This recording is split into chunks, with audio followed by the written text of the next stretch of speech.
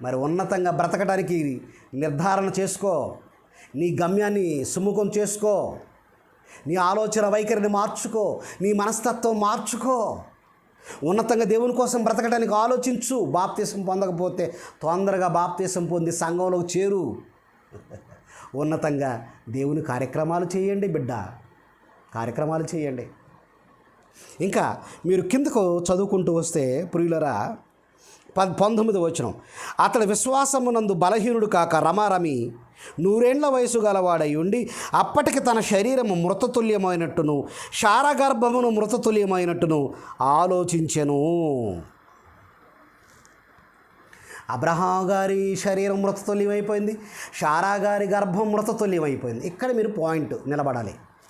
ఏమండి, 100 ఏళ్ళు అబ్రహాంకి వచ్చాయి, తన శరీరం అంతా మృతతుల్యమైపోతుంది, ప్రతి సెల్ డెడ్ అవుతుంది. మీకు తెలుసు కదా, వృద్ధాప్యంలోకి వస్తున్నామంటే ప్రతి సెల్, ప్రతి కణం డెడ్ అవుతుంది.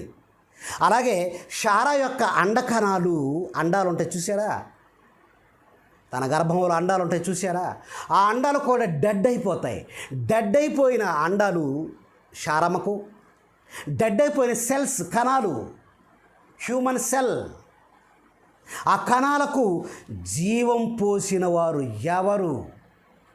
దేవుడు.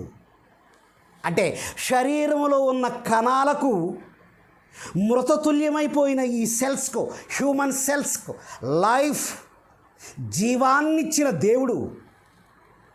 శారా గర్భంలో నిర్వీర్యమైపోయిన ఈ అండాలకు జీవాన్నిచ్చిన ఈ దేవుడు. బాగా పాయింట్అవుట్ చేయండి.